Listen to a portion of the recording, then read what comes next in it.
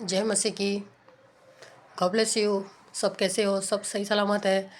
वो सही सलामत होना ही चाहिए। मैं आशा करती हूँ प्रभु प्रभु से प्रार्थना करती हूँ प्रभु सबको सही सलामत रखे, और जो खरी सी पर चले उनको ज़्यादा से ज़्यादा सही सलामत रखे, उनको सुरक्षित रखे, कि ताकि प्रभु तेरा राज्य बढ़े, तेरी खरी सी सब जगह फैले, हर हर इंसान, हर जाति यीशु को जाने। यस। तो वचन से हमें एक सीखना है। वचन बहुत कुछ हमें सिखाता है। तो उसमें से एक वचन है मत्ती रचित सुसमाचार अध्याय 7 वचन 7 से 14।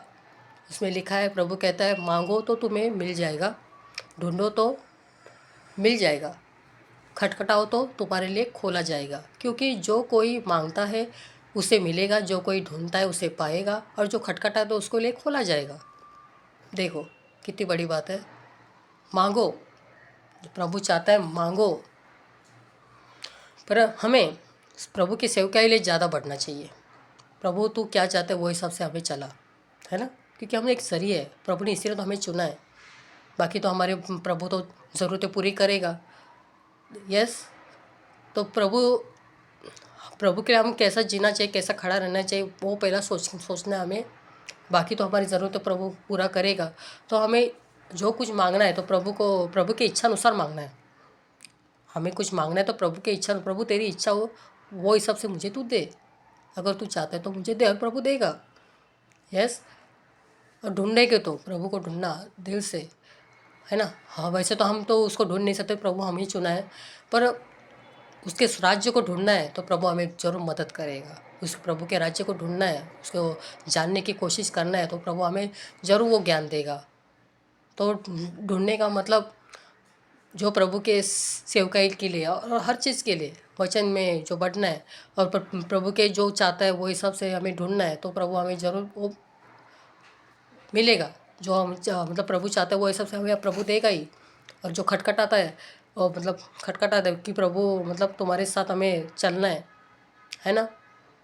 वचन के अनुसार चलना है, पवित्र होकर यीशु के आगे पर चलना है, और जैसा प्रभु चाहता है वो हिसाब से चलना है। और हमारी जो इच्छा है तो प्रभु पहले से ही जानता है। तो मैं ये खटखटाना, वो प्रभु तो पहले से जानता है, तो वो हमारी ज़रूरतें पूरे करेगा। और सबसे बड़ी बात, खटखटाई तो पाएगा, है ना। तो उसके लिए खोला जाएगा, तो जरूर प्रभु हमारे लिए खोला देगा। यस।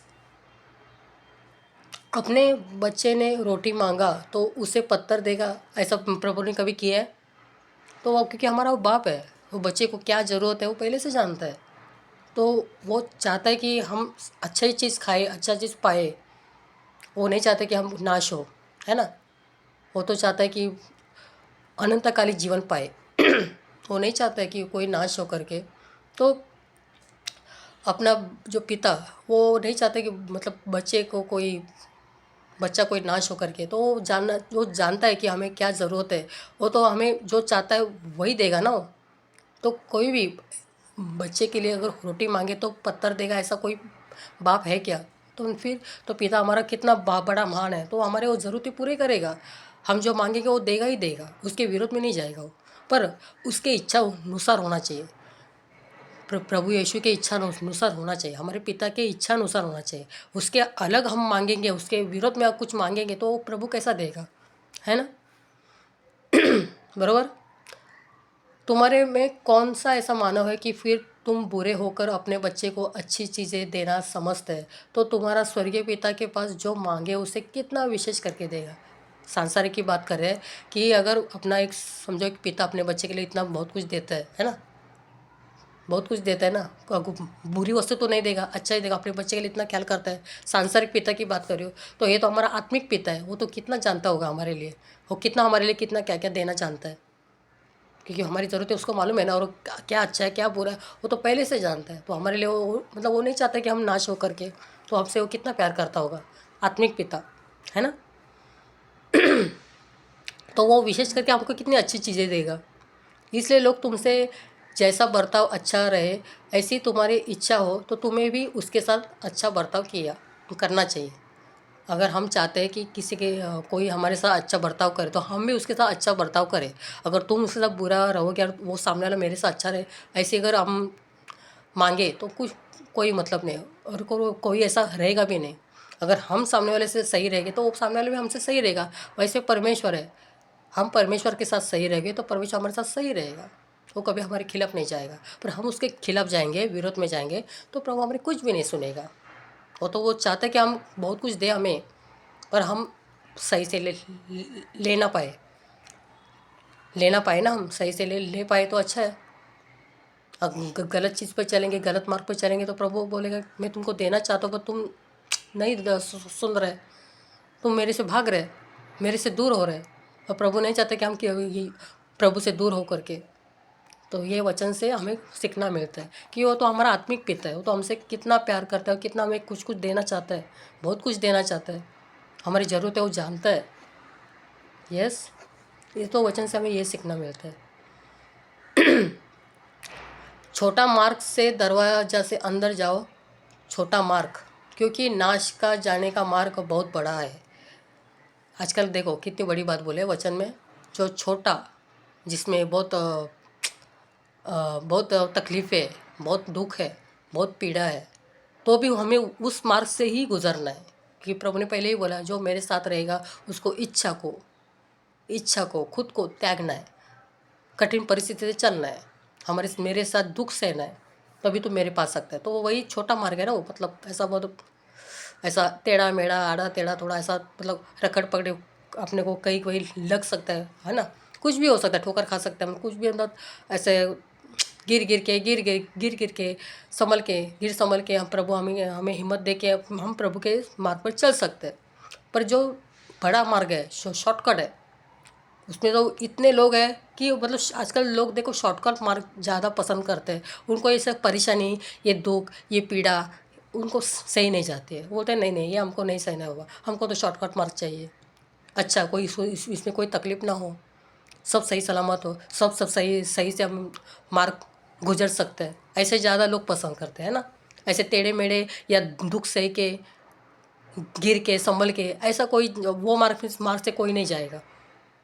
जिधर पत्थर हो, गिर के हम जा सकते हैं ना ऐसा, पर वही मार्ग प्रभु का है। एक मतलब एक ये क्या बोलते हैं, एक ये प्रभु की एक बात है कि छोटे मार्ग से प्रवेश करो, बड़े मार्ग से, जो शॉर्टकट का मार्ग जो बड़ा है उससे प्रवेश करो, क्योंकि वो नाश का मार्ग है। और जो छोटा मार्ग है वो अविनाशी मार्ग, उसका मतलब उसका कोई विनाश नहीं, वो प्रभु का मार्ग है। आजकल क्या चल रहा है, सांसारिक लोग शॉर्टकट में चल रहे हैं, उनको ये सब ये तकलीफ़ें नहीं सह नहीं पाते वो लोग, नहीं बोलते तकलीफ, बोले अरे अरे नहीं चाहिए, उनको एकदम सही सलामत सब कुछ अच्छा चाहिए, एकदम क्या बोलते हैं सब सही, मतलब कुछ तकलीफ नहीं होना चाहिए, ऐसा मार्ग चाहिए उनको, कोई परेशानी नहीं होनी चाहिए। आजकल पैसे से हम सब कुछ सुविधा मिलती है, कोई टेंशन नहीं है, वो मार्ग चलता है शॉर्टकट। लॉन्ग कट में बहुत टाइम जाएगा ना, लॉन्ग कट में बहुत टाइम जाएगा, उसमें ठोकरें भी खानी पड़ती है, बहुत तकलीफ सहने पड़ते हैं, दुख सहने पड़ते हैं, वो मार्ग नहीं चाहिए सांसारिक लोग को। पर जो यीशु के जो फॉलोवर है, जो खरे सिख पर चल रहे हैं, वो ठोकरें खाकर गिर के संभल के खड़े होके फिर वापस गिरते हैं, फिर खड़े होते हैं, फिर दुख में सब कुछ पूरी मतलब पीड़ा में चलते चलते प्रभु उनको हिम्मत दे के वो प्रभु तक पहुंच जाते हैं। ये वचन से हम सीखते हैं।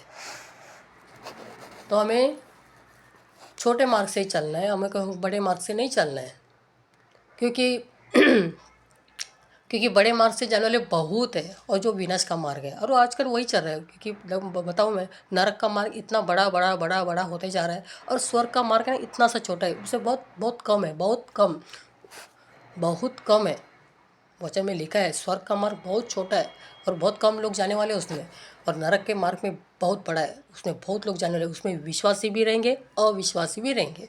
सोचो कितनी बड़ी बात है। मैं क्या बोली, देखो वचन में वही लिखा है, नरक में विश्वासी भी रहेंगे और अविश्वासी भी रहेंगे। अविश्वासी जो जो यीशु का सुसमाचार नहीं जो पाया, और विश्वासी वो जो खरी सीख नहीं पाया, वो सब रहेंगे उसमें, क्योंकि झूठी सीख पाके भी नरक जा सकते हैं। और खुद तो ठोकर का खाना रहा, दूसरे को भी ठोकर का खाना कारण बनते हैं। खुद तो ठोकर में और दूसरे को भी ठोकर में कारण बनाते हैं, वो भी नरक में जाएंगे। देखो कितनी बड़ी बात है। तो हमें क्या चुनना है, वो वचन के अनुसार प्रभु का मार्ग क्या नरक का मार्ग। तो हमें चुनना है क्या है, कैसे जाना है, वैसे जाना है कि शॉर्टकट में जाना है या छोटे मार्ग में जाना है। यस, कितनी बड़ी बात है। नरक का मार्ग इतना बड़ा बड़ा होते जा रहा है, बहुत भयानक। जब मैं सुनती हूँ, कभी जब बाहर देखती हूँ, दुनिया पूरी नरक में। इस जगत में देखो कम से कम चार तरह के लोग हैं। एक है विश्वासी, जो यीशु को फॉलो कर रहे हैं, यीशु के सच्चे मार्ग पर चल रहे हैं, उसके आगे पर चल रहे हैं, सच्चाई से, ईमानदारी से। वो फर्स्ट है, मैं उनको फर्स्ट बोलूँगी, क्योंकि वही सत्य है। जो यीशु को फॉलो कर रहे हैं और यीशु को जान रहे हैं, यीशु के मार्ग पर चल रहे हैं, यीशु के आगे पर चल रहे हैं, वचन के अनुसार चल रहे हैं, पवित्र होकर, वो फर्स्ट। सेकंड कौन है? अविश्वासी, क्योंकि उनको यीशु का ज्ञान नहीं है। उनको यीशु का ज्ञान नहीं है, वो गलत मार्ग से चल रहे हैं। तीसरा विश्वासी है, यीशु को फॉलो कर रहे हैं पर गलत मार्ग से चल रहे हैं। गलत मार्ग से चल रहे हैं, यीशु को फॉलो कर रहे हैं पर गलत मार्ग, क्योंकि उनको वचन की जानकारी नहीं है। और चौथा ये है जो नास्तिक नास्तिक नास्तिक जानते हो कि वो तो मानते ही नहीं कि परमेश्वर है करके। वो कुछ भी नहीं, बस वैसे बोलते हैं ऑटोमेटिक सब हो गया, ये सब ये विश्व ऑटोमेटिक हो गया। वो लोग ज़्यादा से ज़्यादा अंधभक्त ऐसे नास्तिक लोग तो एकदम बहुत डेंजर है। मतलब उनके मतलब यीशु के बारे में जो अगर बताओ तो भी इतने खिलाफ रहेंगे ना वो लोग, नास्तिक लोग। मैंने कितने जन को सब बताया यीशु का प्रचार, नास्तिक लोग को बहुत गलत तरीके से हमको बुरा बोलते हैं, यीशु को बुरा बोलते हैं, क्योंकि वो लोग को वचन का ज्ञान ही नहीं है। वो तो मानते ही नहीं कि परमेश्वर है ही नहीं। कम से कम ये अविश्वासी लोग तो गलत भगवान को खड़ा करके ये कर रहे हैं, पर नास्तिक लोग तो बोलते कि भगवान है ही नहीं। बाप रे बाप, ऐसे गलत है। और कोई ऐसे भी लोग हैं कि जो मूर्तियों को पूजते अभी इंसान लोग को पूजने लगे। ऐसा समय अभी आएगा, इंसान लोग को भगवान बोलने लगे, ऐसा समय। मतलब चार तरह के ऐसे लोग हैं, एक विश्वासी, एक अविश्वासी, और एक विश्वासी है जो गलत मार्ग पर चल रहे हैं, और एक ऐसे है कि जो नास्तिक है, और एक ऐसे है कि जो मतलब इंसान लोग को पूज रहे हैं। आज की दुनिया में ऐसा ही चल रहा है, आज के युग में अभी इसी समय ऐसा ही चल रहा है। ऐसे चार तरह के लोग हैं। तो परमेश्वर ऊपर से देख रहा है, बोला क्या चल रहा है सब पृथ्वी पे। वो बोलता होगा कि मैं ऐसे लोगों को बनाकर मैं पछता रहा है, ऐसा बोल रहा होगा। पर जब भी वो यही वही इंसान अगर दुख के मार्ग पर चल रहा है, गलत मार्ग पर चल रहा है, तो कितना दुखी होता है। पर जब भी एक इंसान जीवन परिवर्तन होता है, यीशु को जानता है, यीशु पर विश्वास करता है, तो स्वर्ग में खुशियाँ मनाता है। देखो कितनी बड़ी बात है। प्रभु नहीं चाहते कि कोई नाश हो, वो नहीं चाहता है। हम सब उसके बना हुए मिट्टी है, वाफ है, ऐसे फूंक मारेंगे तो ख़त्म। तो वो हिसाब से हमें जीवन जीना है। हमारी चाबी भी उसके हाथ में है, क्योंकि हमारे पूर्वजों ने जो गलती की हम वही करते हैं, और हम उसके पीड़ज है। पर सत्य कोई नहीं जानता है, और जाके हम लोगों को किसी को बताए तो हम लोग को उल्टा बोलते हैं, यीशु के विरोध में बोलते हैं। कोई बात नहीं, चलेगा, क्योंकि उनको ज्ञान नहीं है। पर प्रभु उनको बुद्धि दे, इनका आत्मा बचा, जैसा प्रभु तूने मेरा आत्मा बचाया, ऐसे मैं प्रार्थना करती हूँ, ताकि ये लोग भी समझो, तेरी बड़ाई करे, तेरी महिमा करे प्रभु। जैसा तूने मुझे बचाया, मुझे पापों से छुड़ाया, मुझे बड़ी बीमारी से छुड़ाया प्रभु, तूने मेरा आत्मा बचाया। तो भी बस मैं कभी कभी फिसल जाती हूँ, पर मुझे फिसलना नहीं, मुझे कंट्रोल करना है। और कंट्रोल किससे होएगा? वचन से होएगा। वचन ही सबसे बड़ी ताकत है। वचन को भी फर्स्ट मैं स्थान दूंगी, वचन का पहला महत्व दूंगी मैं। ये सांसारिक ज्ञान कुछ भी नहीं है परमेश्वर के सामने। ये सांसारिक ज्ञान तुच्छ है, मूर्ख की बात है। तो वचन का ज्ञान होना चाहिए, वचन का ज्ञान होना चाहिए। यस, वचन में बढ़ते रहो, वचन के अनुसार चलो, पाप से दूर रहो, और वचन हर किसी को सुनाओ, हर किसी का आत्मा बचाओ, और प्रभु की यीशु के आज्ञा के अनुसार चलो। जय मसीह की।